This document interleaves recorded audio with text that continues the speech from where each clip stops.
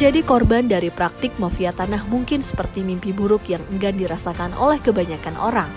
Mafia tanah adalah individu, kelompok, dan/atau badan hukum yang melakukan tindakan secara terencana, terstruktur, dan/atau terorganisasi untuk memperoleh hak atas tanah dengan cara melakukan tindak pidana.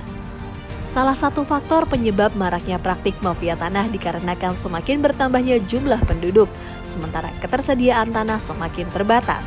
Kondisi inilah yang mendorong tanah memiliki nilai ekonomi yang relatif tinggi dan menjadi salah satu objek perebutan.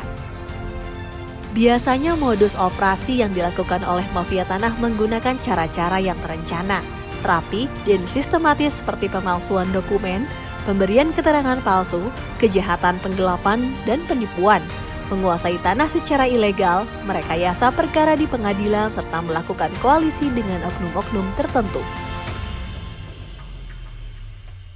Penguasaan atau perampasan tanah secara ilegal inilah yang seringkali memicu terjadinya konflik atau sengketa pertanahan yang menimbulkan banyak sekali kerugian, seperti tidak terwujudnya kepastian hukum dan keadilan bagi masyarakat, menghambat pembangunan karena investor enggan berinvestasi, hingga berkurangnya kepercayaan masyarakat terhadap negara.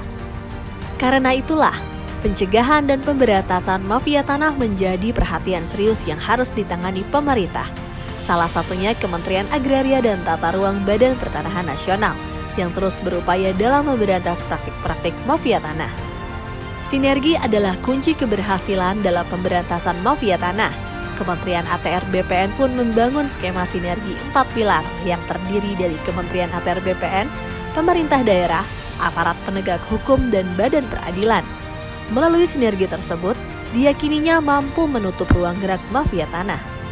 Kementerian ATR BPN pun melakukan berbagai upaya untuk memerangi mafia tanah, salah satunya memperbaiki administrasi pertanahan, transformasi layanan pertanahan secara elektronik, dan mempercepat pelaksanaan pendaftaran tanah sistematis lengkap. Selain itu, pemberantasan mafia tanah juga bisa dimulai dari diri sendiri dengan meningkatkan kepedulian dan kewaspadaan para pemilik tanah seperti memasang tanda batas dan mendaftarkan tanahnya agar memiliki kepastian hukum yang kuat.